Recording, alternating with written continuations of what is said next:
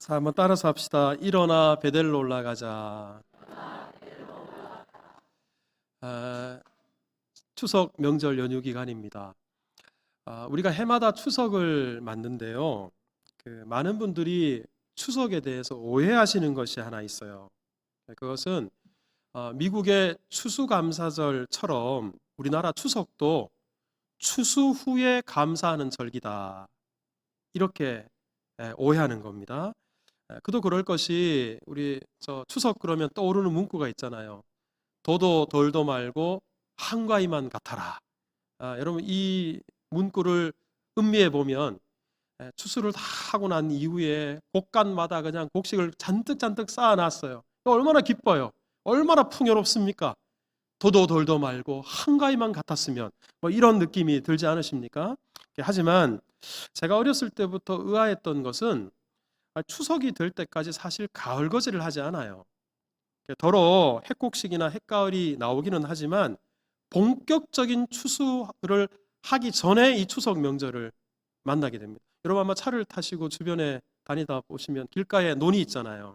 그러면 벼가 이제 막 노릇노릇해지고 고개를 좀 숙이지 아직 추수하려면 시간이 좀 더 필요합니다. 그러니까 추석은 추수 후에 맞게 되는 명절이 아니라 추수 전에 맞이하는 명절이다. 이걸 우리 모두가 알고 있습니다. 그러면 왜 추수도 하지 않은 시기에 명절을 정했을까? 아직 수학도 끝내지 않았는데 이런 추석이라는 명절을 정해서 지키는 것일까? 우리 조상들은 예로부터 보름달에 좀 특별한 의미를 뒀어요. 이 보름달을 대단히 중요하게 생각했는데요. 그래서 우리 음력으로 1월달 우리 한 해가 시작하죠. 이 1월 15일을 정월 대보름이라고 합니다. 그 왜 이렇게 정월 대보름이라고 정하고 오곡밥도 지어 먹고 나물도 먹고 하여튼 뭐 이런 그리고 이날 행사들도 많이 있잖아요. 왜 이렇게 하는가 하면 새해 뜬 보름달을 보면서 한 해를 이제 기원하는 거예요. 한 해 무사 안녕을 소망하면서 정월 대보름이라는 명절을 이제 만든 거고요. 음력 8월은 농경사회에서 1년 중에 가장 중요한 가을거지를 앞둔 달이에요. 그러니까 추석이 가을 추자의 저녁 석자잖아요. 가을 저녁에 높이 뜬 둥글고 밝은 달을 보면서 보름달만큼이나 올해도 풍성한 추수를 하게 해주세요. 풍성한 수확이 있게 해주세요. 이렇게 기원하고 소망하는 그런 명절이 바로 추석 명절이었던 겁니다. 그러니까 우리 추석은 소망의 명절이에요. 그리고 추석은 미리 감사하는 명절이다.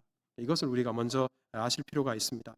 물론 우리 조상들은 추석에 누구에게 소망했나, 또 누구에게 미리 감사했나, 달에게 또 조상에게 그렇게 했어요. 하지만 우리 그리스도인들은 대상이 달라야 되겠죠. 먼저 하나님 앞에 미리 감사하는 명절로 삼아야 될 것이고, 그리고 하나님의 은혜를 소망하는 그런 명절로 삼아야 될 것입니다. 자, 저를 한번 따라서 합시다. 미리 감사합시다. 하나님의 은혜를 소망합시다. 우리 올해 추석은 이렇게 보내실 수 있기를 축복합니다. 자, 그런데 사실 우리 추석이 미리 감사하는 명절이다. 그리고 하나님을 소망하는 명절이다. 이렇게 말을 하지만 사실 이게 쉽지 않아요. 왜냐하면 우리 그냥 농경사회에서도 추석이 오기 전에 농부들은 뜨거운 여름을 지나야 됩니다. 그리고 장마 그 기간이 우리 추석 전에 있잖아요. 그 장마 기간을 겪어야 되고요. 태풍이나 자연재해도 이겨내야 됩니다. 그리고 추수 전까지 배고파요.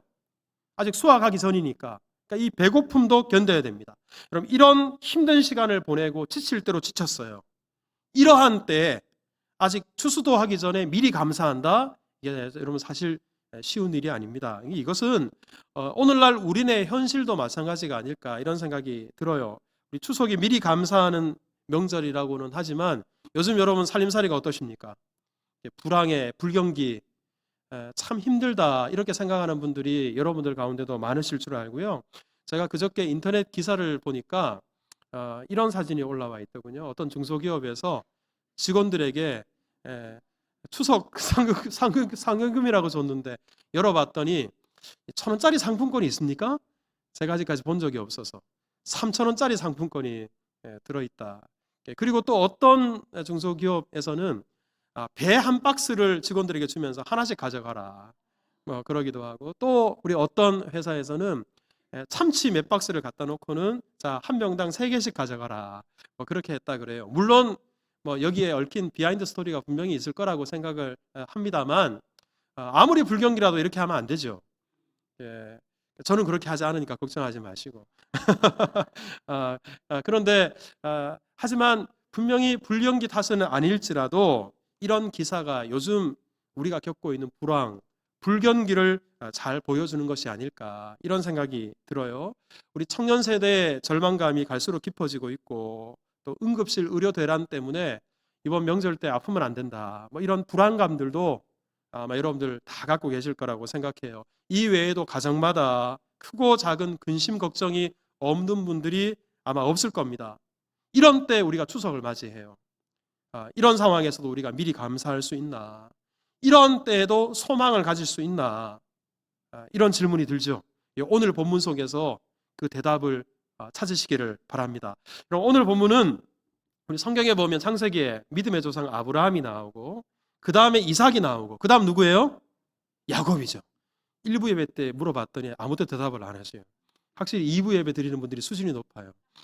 그렇다고 교만하지 마시고, 자, 우리 오늘 본문은 야곱의 스토리인데, 오늘 우리가 35장을 읽었습니다만 바로 앞장인 34장에 무슨 일이 있었는지 아세요? 야곱이 세겜이라는 지역에서 땅을 샀어요. 사실 여러분, 아브라함도 이삭도 땅을 산 적이 없어요. 아브라함이 고작 땅을 산 것도 이게 무슨 뭐 경작을 위해서가 아니고요, 무덤을 샀을 뿐이에요. 그러니까 믿음의 족장들 중에 처음으로 가나안 땅에 땅을 사서 소유한 게 야곱이 처음입니다. 여러분, 이거 대단히 의미가 있는 일인데요. 자, 이렇게 땅을 사서 거기다가 장막을 지었습니다. 그러니까 요즘식으로 하자면 집을 지은 겁니다. 그리고 야곱이 마음속으로 다짐을 합니다. 그래, 이 가나안 땅에서 한번 잘 살아보자, 행복하게 살아보자. 그냥 부푼 꿈과 새로운 마음, 그리고 새로운 출발을 이제 시작을 했습니다. 하지만 이 좋은 날이 오래 가지 못했어요. 어느 날 하나뿐인 딸 디나가 마실 나갔다가, 마을을 둘러보러 나갔다가 겁탈을 당했어요. 성폭행을 당한 겁니다. 자, 그러자 이것을 참지 못하고 디나의 오빠였던 시므온과 레위가 계략을 짜서 자기 동생을 겁탈한 그 세겜 마을의 모든 남자들을 다 죽여버립니다. 그뿐만 아니라 마치 강도처럼 그 마을에 있는 것들을 모조리 다 약탈해 버립니다. 여러분, 문제는 이걸로, 이 복수로 끝난 게 아니고요, 고대 사회가 지금처럼 성범죄에 대해서 그렇게 엄격하지 않았거든요. 가나안 족속들이 생각을 하는 거예요. 아니, 그만한 일로, 여자 하나 범한 일로 그 마을의 남자들을 모조리 다 죽여? 강도짓을 해? 쑥대밭을 만들어? 어떻게 그럴 수 있어? 이런 놈들을 어떻게 이 가나안 땅에 발붙이고 살도록 내버려 두겠냐? 우리가 복수하자. 가나안 족속들이 들고 일어났습니다. 야곱이 이 모든 사실을 알았어요. 그래서 30절에 보면 이렇게 말을 하는데, 자, 같이 한번 읽어볼까요? 시작. 야곱이 레위에게 이르되 너희가 내게 하를 끼쳐 나로 하여금 이 땅의 주민 곧 가나안 족속과 브리스 족속에게 악취를 내게 하였도다.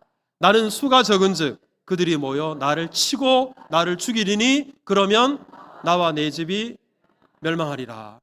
여러분, 이 시므온과 레위가 한 행위가 악취를 풍기는 일이다. 대단히 못된 짓을 했다는 것이고 하면 안 되는 짓을 범했다라고 야곱이 화를 낸 겁니다. 그리고 우리는 고작 야곱에게 여러분 12명의 아들이 있어요. 그리고 종들이 조금 있을 뿐이에요. 하지만 가나안 족속들, 여러분, 가나안 땅은 다 가나안 족속들입니다. 그 전부가 다 적이 돼버렸어요. 그러니 이제 이 일 때문에 우리 집안이 멸망하게 생겼다. 여러분, 이제 땅도 사고 집도 짓고 우리 가나안 땅에서 한번 잘 살아보자, 행복하게 살아보자, 그랬는데 불과 얼마 지나지 않아서 이런 우환과 환란이 지금 야곱에게 닥쳐온 것입니다. 여러분, 이제 야곱은 더 이상 이 가나안 땅에 살 수 없을 뿐만 아니라 그냥 살 수 없을 정도가 아니라 몰살당할 위기에 처해 있었습니다. 야곱이 이제 어떻게 해야 될까? 외삼촌의 집, 야곱이 원래 외삼촌 집에 있다가 왔잖아요. 그 하란으로 갈까 생각도 해봤지만 여러분, 외삼촌 집에 야곱이 갔다가 좋게 헤어진 게 아니었어요. 그러니까 다시 외삼촌 집으로 갈 수 없습니다. 그렇다고 형 에서, 여러분 야곱과 그 형이었던 에서 사이가 좋았을까요? 아니에요. 여러분, 형제지만 관계가 별로 안 좋았어요. 그러니까 형이 살고 있는 세일 땅에 가기도 어려웠습니다. 그렇다고 가나안 땅 어디를 가건 다 적들이에요. 그야말로 사면 초가고요. 그리고 어떻게 해야 될지, 어디로 가야 될지도 알지 못하는 그런 환난의 상황, 고난의 상황, 사면 초가의 상황에 내몰린 것입니다. 자, 여러분, 이런 상황에서 감사할 수 있을까? 이런 상황에서 미래를 꿈꾸고 소망할 수 있을까? 그런데 바로 이러한 때 야곱이 놀라운 고백을 합니다. 자, 우리 3절 말씀인데, 자, 우리 3절 앞부분을 같이 한번 읽어볼까요? 다 같이 시작. 우리가 일어나 베델로 올라가자. 어디로 가자고요? 베델로 가자. 그럽니다. 여러분, 야곱이 왜 베델에 가려고 했나? 맨 끝부분을 보면 하나님께 내가 거기서 뭐를 쌓으려 하노라? 제단을 쌓으려고 하노라. 여러분, 제단을 쌓는다는 것은 하나님을 예배하겠다는 거예요.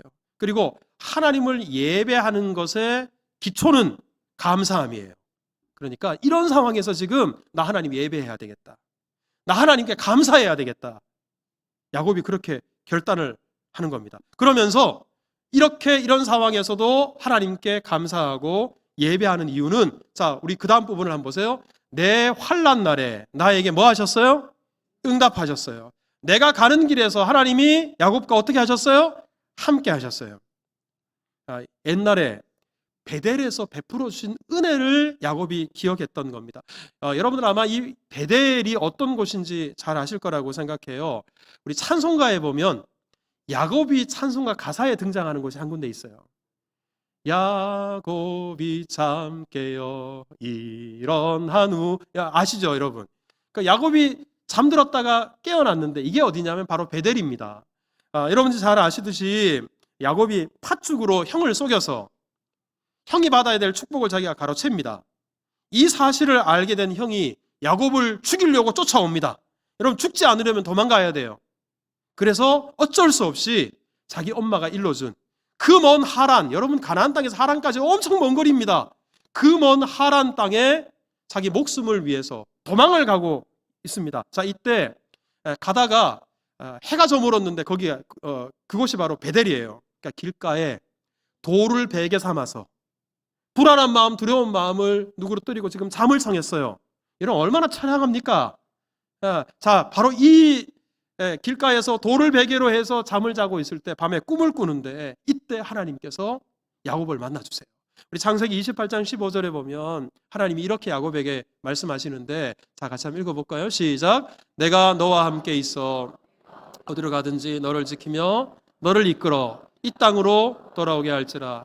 내가 내게 허락한 것을 다 이루기까지 너를 떠나지 아니하리라 하신지라. 불안에 사로잡혀 있고 두려움에 사로잡혀 있는 야곱에게 하나님께서 말씀하십니다. 야곱아, 걱정하지 마. 내가 너와 함께 할 거야. 어디를 가든지 내가 너를 지켜줄 거야. 그리고 결국은 너를 이 가나안 땅으로 돌아오게 할 거야. 이 모든 일이 이루어질 때까지 나는 어떤 상황에서도 또 어떤 일이 있어도 너를 절대로 떠나지 않을 거야. 하나님이 약속해 주셨습니다. 여러분, 바로 이 하나님과 만난 곳이 베델이었어요.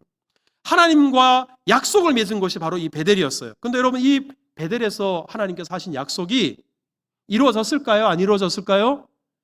이루어졌습니다.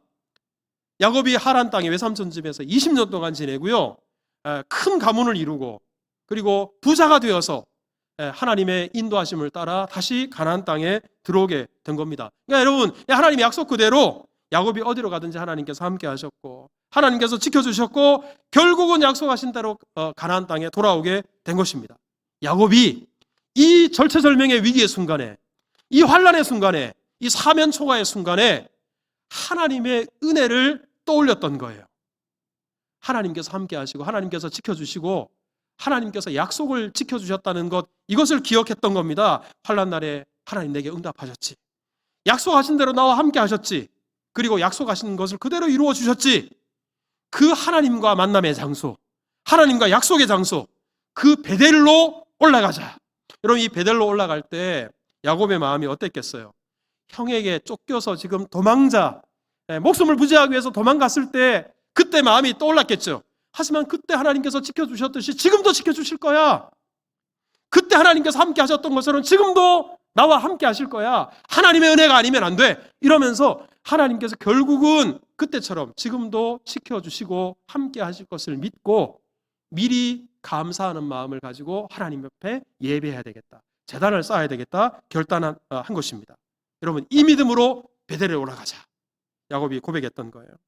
여러분, 오늘 우리 추석 명절에 예배 자리에 나오셨지만 아마 여러분들 마음속에 근심과 걱정들, 그리고 미리 감사해야 되는 줄 알면서도, 추석이 감사의 절기인 줄 알면서도 목사님 감사하기가 어려워요, 감사하기가 힘들어요, 이런 무거운 마음을 가지고 예배하는 분들이 많을 줄 압니다. 참 세상을 살다 보면 내 뜻대로 안 되는 거 투성이에요.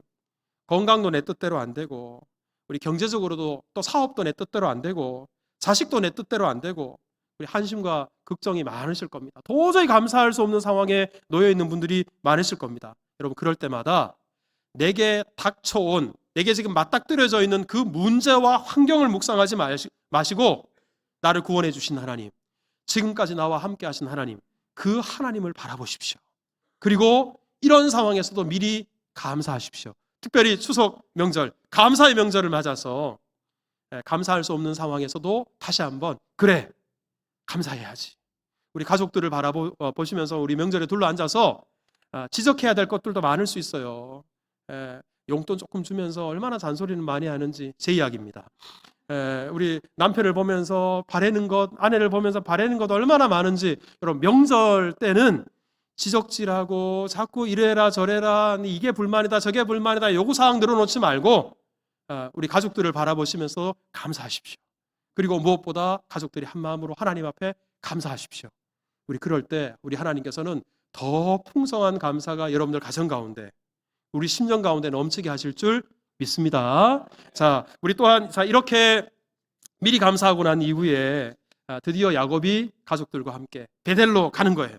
하나님께 감사하려고, 하나님께 예배하려고 우리 가고 있는데, 이때 야곱과 그의 가족들이 한 일이 한 가지가 있어요. 이거 대단히 중요한 일인데, 자, 우리 4절을 한번 읽어볼까요? 다 같이 읽습니다. 시작. 그들이 자기 손에 있는 모든 이방 신산들과 자기 귀에 있는 귀걸이들을 야곱에게 주는지라. 야곱이 그것들을 세겜 근처 상수리 나무 아래 다 묻고 그리고 베델로 출발했어요. 그냥 가지 않고요, 자기가 가지고 있는 이방 신상들 그리고 귀걸이들을 다 뽑아가지고 세겜 땅, 그 환란의 땅에 다 묻어두고 그리고는 베델로 하나님을 예배하는 자리에 출발을 했다라는 겁니다. 여기에 손에 있는 이방 우상, 이걸 드라빔이라고 하죠. 여러분, 드라빔이라는 게 가정에다가 이렇게 하나씩 세워놓으면 가정을 지켜준다.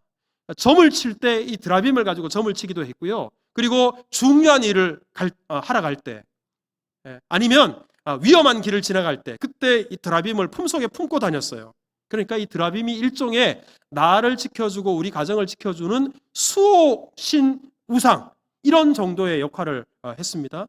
귀에 있는 귀걸이, 이 목사님이 드디어 귀걸이를 하지 말라고 설교하나 보다 혹시 여러분 생각하실 수 있는, 지금 여러분들이 하고 계시는 장신구 귀걸이가 아니고요, 이때 당시에 그러니까 이방 나라 사람들이 귀걸이를 만드는데 거기다 우상을 새겨놨어요. 그리고 그것을 귀에다가 이렇게 달고 다니면 마치 이게 부적과 같은 역할을 해서 내가 중요한 일을 하러 갈 때, 위험한 일을 하러 갈 때 이 우상이 나쁜 귀신으로부터 나를 지켜준다, 이런 미신으로 귀걸이를 하고 다녔어요. 그러니까 우상들을 다 세겜에다가 묻어놓고 그리고는 베델로 출발했던 겁니다. 그러면 이 우상들을 언제부터 가지고 있었나? 창세기 31장 19절에 보면 야곱이 외삼촌집 라반에서 20년을 보내고 나서 드디어 가나안 땅에 돌아옵니다. 이때 보면 야곱의 아내였던 라헬이 자기 아버지의 드라빔 우상을 몰래 훔쳐가지고 가져와요. 그리고 여러분, 이때부터 지금 오늘 본문의 시점이 10년이 지났어요. 10년이 지난 그 긴 세월 동안 라헬뿐만 아니라 좀 있다 보면 각자가 다 우상들을 내놓거든요. 그러니까 이 야곱 가족들이 저마다 다 이방 우상을 하나씩 다 가지고 있었어요. 그리고 각자 귀걸이 우상들을 하나씩 다 가지고 있었어요. 그러니까 여러분, 하나님의 은혜 가운데 살면서도 하나님과 우리 사이를 가로막고 있는 장애물들을 여전히 가지고 있었다라는 겁니다. 여러분, 이러고서 하나님께 소망을 둔다 말할 수 없을 거예요. 이렇게 하고서 하나님만 의지한다, 하나님만 바라본다, 이렇게 말할 수 없을 거예요. 지금 이 위기의 순간에 야곱이 말합니다. 지금 우리에게는 하나님밖에 없다. 하나님밖에 우리를 지켜주실 분이 없고, 하나님의 은혜가 아니면 우리 다 몰살한다. 오직 하나님만 바라보자. 바로 이런 마음으로 베들레에 올라가자 그랬더니 가족들이 10년 동안이나 지니고 있었던 우상들을 다 내놓습니다. 귀에 꽂고 있던 금붙이들, 귀걸이들을 다 빼놓습니다. 여러분, 그거 따지고 보면 감당하는 것들이잖아요. 하지만 아무리 감당하는 거라고 하더라도 하나님을 의지하지 못하고 하나님을 바라보지 못하고 하나님께 나아가는데 방해물이 되고 장애물이 되는 것은 다 뽑았어요. 그리고는 세겜 땅에다가 다 묻어버립니다. 여러분, 이것은 앞으로 전적으로 하나님만 의지하겠습니다. 하나님만이 나의 소망입니다.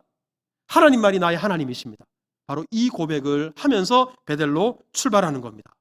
여러분, 우리 가운데도 지금 힘들다, 어렵다 하면서도 우리는 과연 하나님만 의지하고 있는가?